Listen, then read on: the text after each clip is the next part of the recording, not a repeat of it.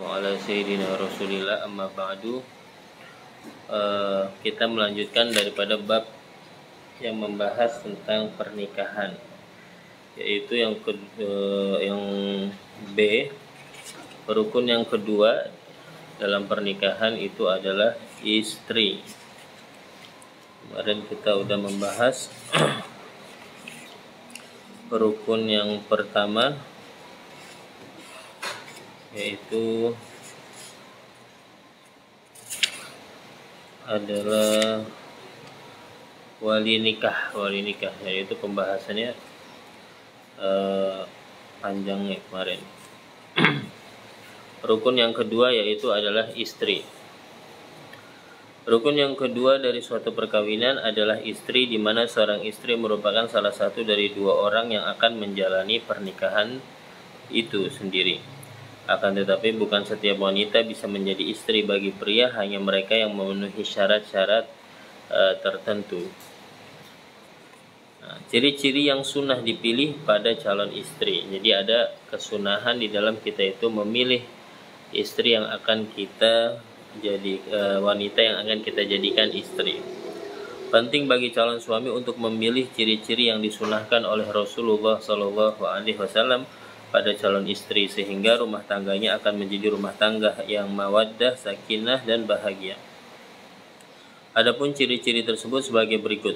Yang pertama, calon istri itu adalah wanita yang shalihah, yang benar-benar melaksanakan ajaran agamanya, sebagaimana Rasulullah SAW an Abi Hurairah radhiyallahu anhu anin Nabi SAW qala tunkahul mar'u di arba' limaliha wa lihasabiha wa jamaliha wa lidiniha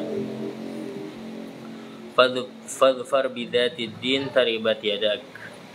Muttafaqun alaih. Perempuan itu dikawin karena hartanya, karena kecantikannya, karena kemuliaannya, dan karena agamanya. Dan beruntunglah kamu jika mendapatkan wanita yang taat pada agamanya.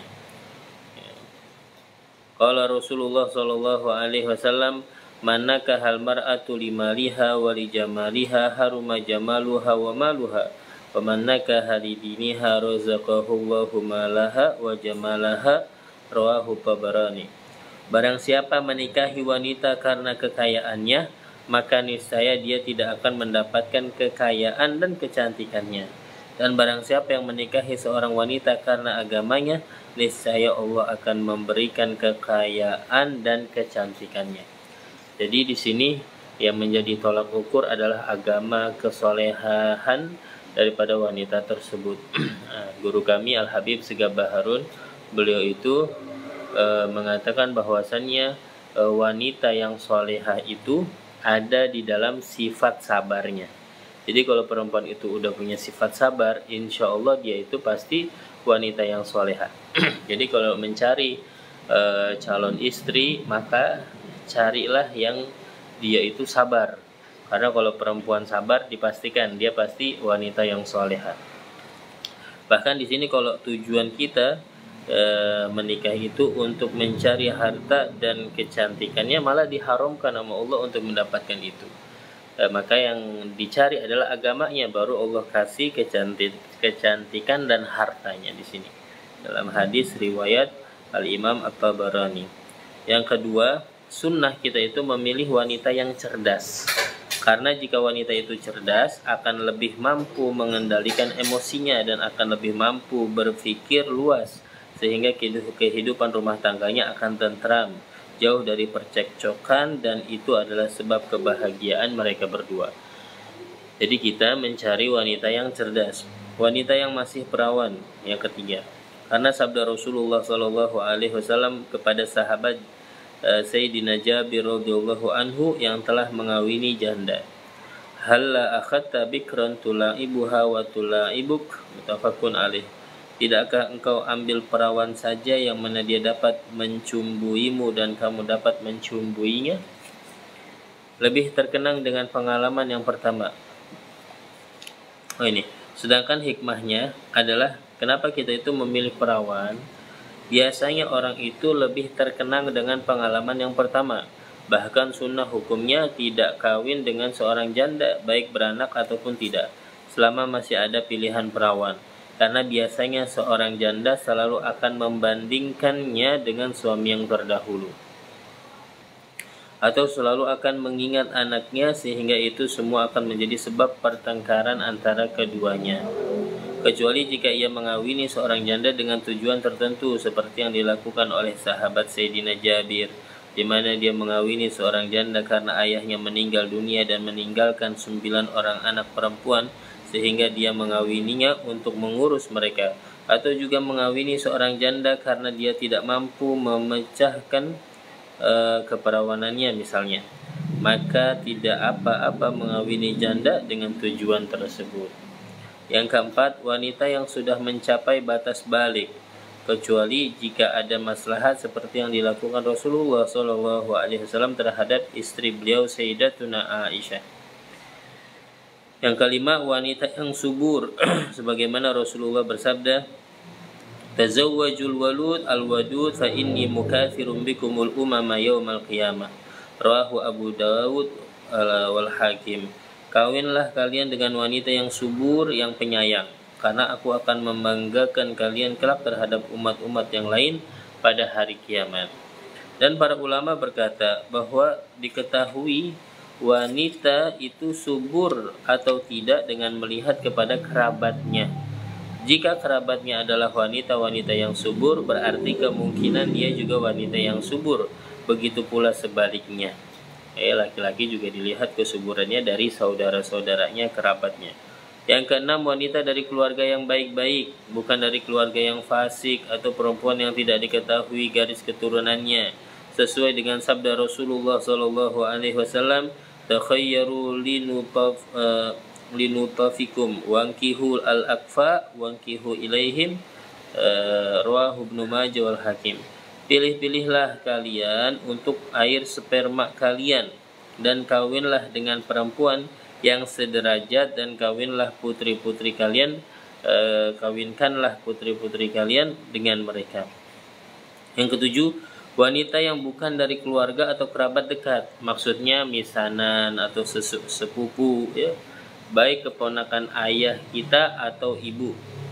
Hikmahnya adalah karena kita menganggap misanan seperti saudara kita sendiri, meskipun boleh nikah, ya. Sehingga berkuranglah rasa syahwat kita kepada misanan, dan biasanya anak yang dilahirkan dari hasil perkawinan tersebut akan kurus tubuhnya. Dan juga dikarenakan jika terjadi perceraian antara keduanya, dikhawatirkan akan terjadi keretakan antara dua keluarga.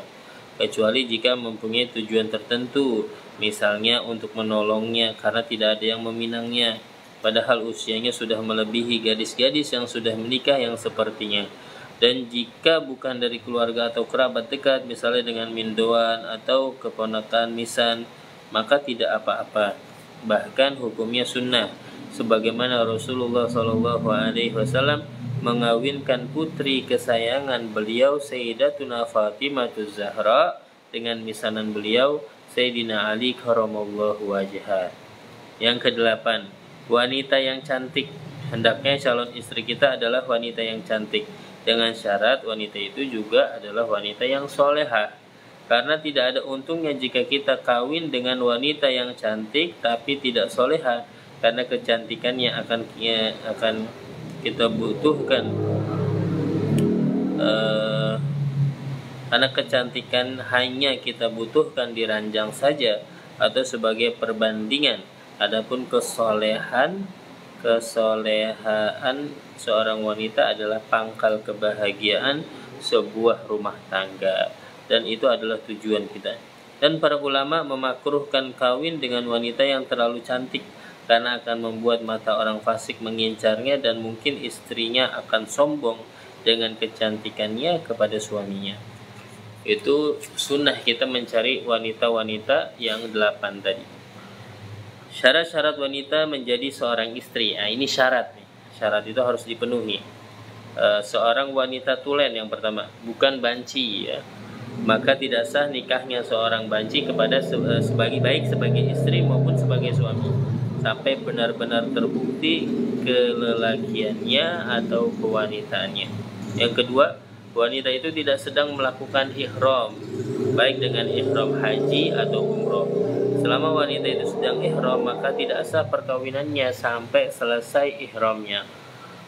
Yang ketiga, wanita itu bukan istri orang, maka tidak sah wanita yang sudah bersuami menikah lagi sebelum diceraikan oleh suami yang pertama. Nah, ini perlu diperhatikan di zaman sekarang, karena mungkin masih berstatus istri orang, sehingga dia nikahkan, dia halalkan berbagai cara, dia cari cara sehingga dia menikah dengan istri orang yang masih punya status dengan suaminya, atau mungkin sudah bercerai tapi belum selesai masa iddahnya dan lain sebagainya. Jadi ini perlu diperhatikan. Yang keempat, wanita itu bukan mahram bagi calon pengantin pria, maka tidak sah perkawinan seorang pria dengan wanita mahramnya, baik mahram dari nasab, tali keluargaan, atau dari robo, sesusuan. Yang kelima, wanita itu tidak sedang menjalankan iddah, baik iddah karena ditinggal mati suami atau diceraikan, kecuali jika dia sedang menjalani iddah dari calon pengantin pria tersebut. Maka sah bagi pria itu untuk mengawininya saat iddahnya, karena iddah itu milik pria itu. Sedangkan hikmah diharamkannya seorang wanita menikah